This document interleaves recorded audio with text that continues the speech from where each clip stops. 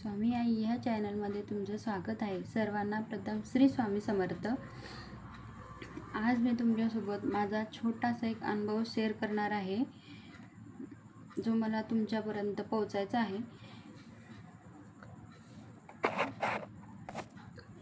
कारण कसं आहे ना, जेव्हा आपण स्वामी सेवेमध्ये येतो तेव्हा आपल्याला खूप छोटे छोटे अनुभव येत असतात, पण आपल्याला काही कारणामुळे केव्हा ते कळत पण नाही। माझा एक छोटासा अनुभव आहे। माझी म्हणजे 2.5 वर्षाची मुलगी आहे। मी असंच एक दिवस काम करत असताना म्हणजे स्वयंपाक वगैरे करत होती, त्यावेळेस माझी मुलगी माझ्या जवळच होती आणि ते चवळीचे शेंगा वगैरे मी सोलायला लागली।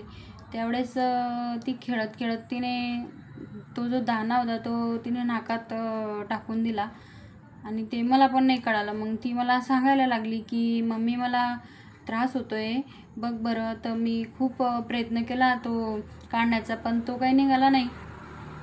मी खूप तिला म्हणजे हे तिच्या नाकाला ते भरपूर काही असं लावून बघितलं की त्याच्याने तिला शिंका वगैरे येतील असं, पण तिला काही शिंका वगैरे आल्या नाही। आणि मग माझी मोठी मुलगी होती, तिला म्हणजे महाराजांच्या जी रक्षा असते ती लावली तिच्या नाकाला आणि मग त्याच्या थोड्या वेळाने तिला भरपूर शिंका आल्या घरी।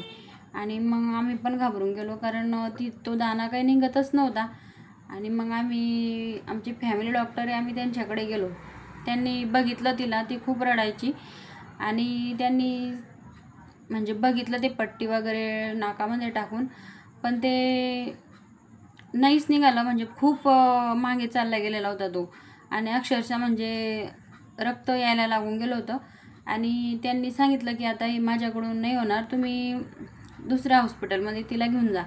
आणि मी आणि माझे मिस्टर आम्ही तिला गाडीवर घेऊन गेलो आणि असंच एका ठिकाणी थांबलो थोडंसं, की त्यांना एक कॉल करायचा होता त्यांच्या मित्राला।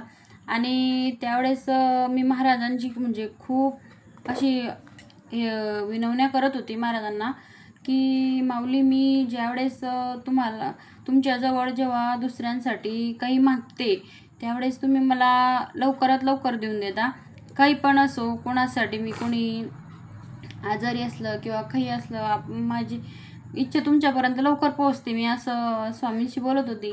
आणि महाराजांना मी सांगितलं की माझ्या आज मुलीला एवढा त्रास आहे की ती खूप म्हणजे रडते तिला, आणि एवढ्या छोट्याशा बाळाला भूलचं इंजेक्शन देऊन ते करायचं म्हटलं म्हणजे खूपच अवघड असतं ना।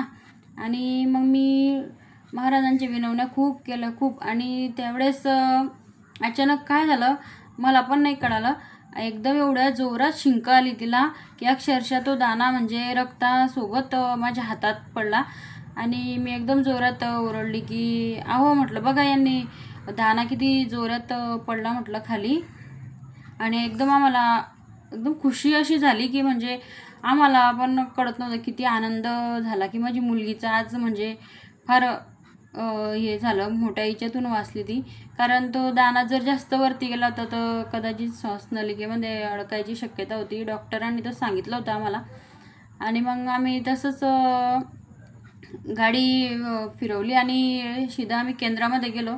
केंद्रामध्ये महाराजांना मुजरा केला, महाराजांचे आभार व्यक्त केले आणि तिथं थोडा वेळ बसलो। माझ्या मुलीला रक्षा वगैरे लावली, तिला एकदम म्हणजे खूप बरं वाटत होतं। आणि ती पण खूप म्हणजे असं महाराजांची सेवा करते, महाराजांना मुजरा करते, काही पण छोट्या छोट्या गोष्टी महाराजांना सांगत असते, स्वामी माऊलींना। आणि मग माझं असं आहे की म्हणजे कोणती बी अडचण म्हणजे असली आणि काही पण प्रॉब्लेम आली किंवा काही मला आता म्हणजे कळतच नाही, तर मी फक्त स्वामींना सांगते।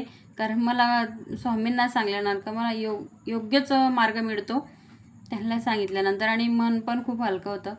हा माझा असा आजचा छोटासा अनुभव होता। आणि स्वामींबद्दल जर सांगायचं झालं तर खूप काही आहे। जेव्हा आपण सेवेमध्ये येतो तेव्हा म्हणजे भरपूर काही आपल्याला अनुभव येतात। आणि म्हणजे कसं खूप आता व्हिडिओ पण मोठा होऊन जाईल, त्याच्याकरता मी आता माझा हा व्हिडिओ इथंच थांबवते आणि झालेली सेवा महाराजांच्या चरणी रुजू करते। सर्वांना श्री स्वामी समर्थ. सेवा करा, सेवेकरी व्हा.